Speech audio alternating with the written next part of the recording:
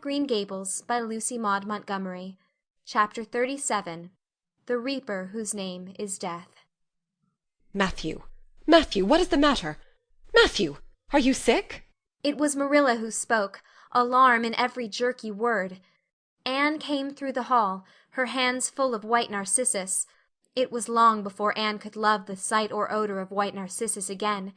In time to hear her, and to see Matthew standing in the porch doorway, a folded paper in his hand, and his face strangely drawn and gray. Anne dropped her flowers and sprang across the kitchen to him at the same moment as Marilla. They were both too late. Before they could reach him, Matthew had fallen across the threshold. He's fainted! Gasped Marilla. Anne, run for Martin, quick, quick! He's at the barn. Martin, the hired man, who had just driven home from the post office, started at once for the doctor, calling at Orchard Slope on his way to send Mr. and Mrs. Barry over. Mrs. Lynde, who was there on an errand, came too. They found Anne and Marilla distractedly trying to restore Matthew to consciousness. Mrs. Lynde pushed them gently aside, tried his pulse, and then laid her ear over his heart. She looked at their anxious faces sorrowfully, and the tears came into her eyes. "Oh, Marilla," she said gravely, "I don't think we can do anything for him." "Mrs. Lynde, you can't think Matthew is... Anne could not say the dreadful word. She turned sick and pallid. "Child, yes, I'm afraid of it. Look at his face. When you've seen that look as often as I have, you'll know what it means." Anne looked at the still face and there beheld the seal of the Great Presence. When the doctor came, he said that death had been instantaneous and probably painless, caused in all likelihood by some sudden shock. The secret of the shock was discovered to be in the paper Matthew had held, and which Martin had brought from the office that morning. It contained an account of the failure of the Abbey Bank. The news spread quickly through Avonlea, and all day friends and neighbors thronged Green Gables, and came and went on errands of kindness for the dead and living. For the first time, shy, quiet Matthew Cuthbert was a person of central importance. The white majesty of death had fallen on him, and set him apart as one crowned. When the calm night came softly down over Green Gables, the old house was hushed and tranquil. In the parlor lay Matthew Cuthbert in his coffin, his long gray hair framing his placid face, on which there was a little kindly smile as if he but slept, dreaming pleasant dreams. There were flowers about him, sweet old-fashioned flowers which his mother had planted in the homestead garden in her bridal days, and for which Matthew had always had a secret, wordless love. Anne had gathered them and brought them to him, her anguished, tearless eyes burning in her white face. It was the last thing she could do for him. The Barrys and Mrs. Lynde stayed with him that night. Diana, going to the east gable, where Anne was standing at her window, said gently, "Anne, dear, would you like to have me sleep with you tonight?" "Thank you, Diana." Anne looked earnestly into her friend's face. "I think you won't misunderstand me when I say I want to be alone. I'm not afraid. I haven't been alone 1 minute since it happened. And I want to be. I want to be quite silent and quiet and try to realize it. I can't realize it. Half the time it seems to me that Matthew can't be dead, and the other half it seems as if he must have been dead for a long time, and I've had this horrible dull ache ever since." Diana did not quite understand. Marilla's impassioned grief, breaking all the bounds of natural reserve and lifelong habit in its stormy rush, she could comprehend better than Anne's tearless agony. But she went away kindly, leaving Anne alone to keep her first vigil with sorrow. Anne hoped that the tears would come in solitude. It seemed to her a terrible thing that she could not shed a tear for Matthew, whom she had loved so much and who had been so kind to her, Matthew who had walked with her last evening at sunset, and was now lying in the dim room below with that awful peace on his brow. But no tears came at first, even when she knelt by her window in the darkness and prayed, looking up to the stars beyond the hills. No tears, only the same horrible dull ache of misery that kept on aching until she fell asleep, worn out with the day's pain and excitement. In the night she awakened, with the stillness and the darkness about her, and the recollection of the day came over her like a wave of sorrow. She could see Matthew's face smiling at her as he had smiled when they parted at the gate that last evening. She could hear his voice saying, my girl that I'm proud of." Then the tears came, and Anne wept her heart out. Marilla heard her and crept in to comfort her. There, there. Don't cry so, dearie. It can't bring him back. It isn't right to cry so. I knew that today, but I couldn't help it then. He'd always been such a good, kind brother to me. But God knows best. "Oh, just let me cry, Marilla," sobbed Anne. "The tears don't hurt me like that ache did. Stay here for a little while with me and keep your arm round me. So. I couldn't have Diana stay. She's good and kind and sweet. But it's not her sorrow. She's outside of it, and she couldn't come close enough to my heart to help me. It's our sorrow, yours and mine. Oh, Marilla, what will we do without him?" We've got each other, Anne. I don't know what I'd do if you weren't here, if you'd never come. Oh, Anne, I know I've been kind of strict and harsh with you, maybe, but you mustn't think I didn't love you as well as Matthew did, for all that. I want to tell you now when I can. It's never been easy for me to say things out of my heart, but at times like this it's easier. I love you as dear as if you were my own flesh and blood, and you've been my joy and comfort ever since you came to Green Gables. 2 days afterwards they carried Matthew Cuthbert over his homestead threshold, and away from the fields he had tilled, and the orchards he had loved, and the trees he had planted.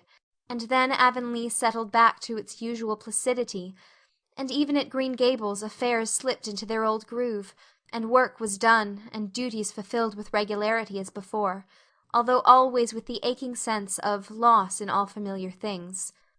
Anne, new to grief, thought it almost sad that it could be so, that they could go on in the old way without Matthew. She felt something like shame and remorse when she discovered that the sunrises behind the firs and the pale pink buds opening in the garden gave her the old inrush of gladness when she saw them, that Diana's visits were pleasant to her, and that Diana's merry words and ways moved her to laughter and smiles, that, in brief, the beautiful world of blossom and love and friendship had lost none of its power to please her fancy and thrill her heart, that life still called to her with many insistent voices. "It seems like disloyalty to Matthew somehow, to find pleasure in these things now that he has gone," she said wistfully to Mrs. Allan one evening, when they were together in the manse garden. "I miss him so much, all the time. And yet, Mrs. Allan, the world and life seem very beautiful and interesting to me for all. Today Diana said something funny, and I found myself laughing. I thought when it happened I could never laugh again, and it somehow seems as if I oughtn't to." When Matthew was here, he liked to hear you laugh, and he liked to know that you found pleasure in the pleasant things around you, said Mrs. Allan gently. "He is just away now, and he likes to know it just the same. I am sure we should not shut our hearts against the healing influences that nature offers us, but I can understand your feeling. I think we all experience the same thing. We resent the thought that anything can please us when someone we love is no longer here to share the pleasure with us, and we almost feel as if it were unfaithful to our sorrow when we find our interest in life returning to us."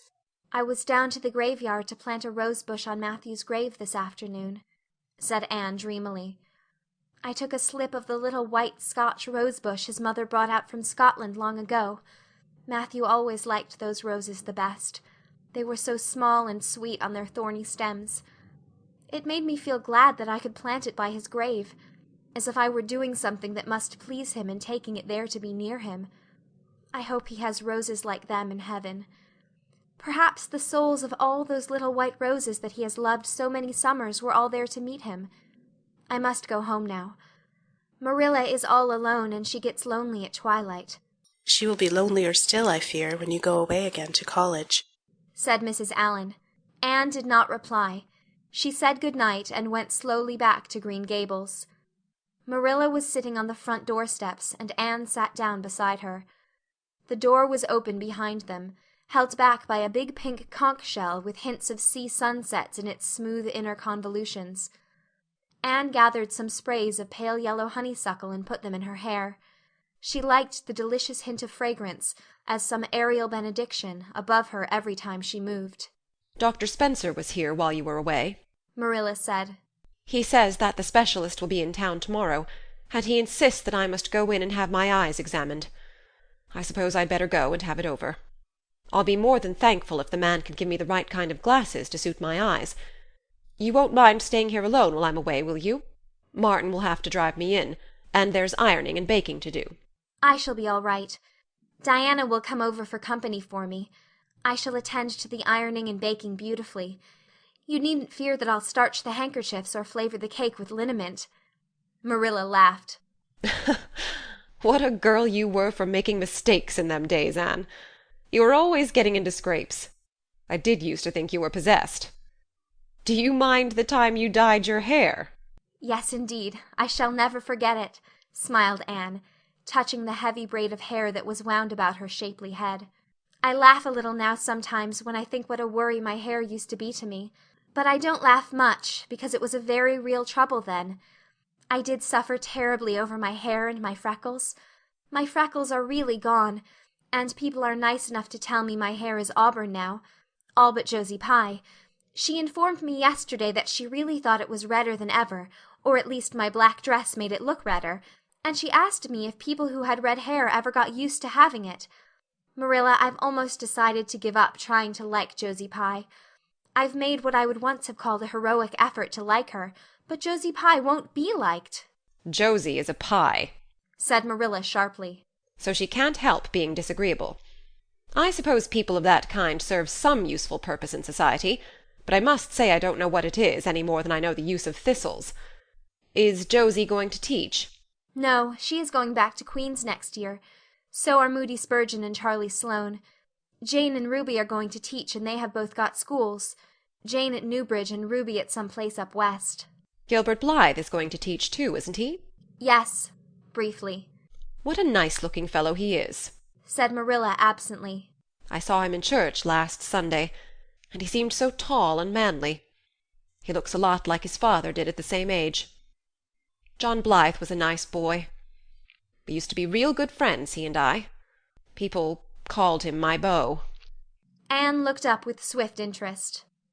Oh, Marilla, and what happened? Why didn't you— We had a quarrel. I wouldn't forgive him when he asked me to. I meant to after a while, but I was sulky and angry, and I wanted to punish him first. He never came back. The Blythes were all mighty independent, but I always felt rather sorry. I've always kind of wished I'd forgiven him when I had the chance. So you've had a bit of romance in your life, too, said Anne softly. Yes, I suppose you might call it that. You wouldn't think so to look at me, would you? But you can never tell about people from their outsides. Everybody has forgot about me and John. I'd forgotten myself, but it all came back to me when I saw Gilbert last Sunday. End of chapter 37.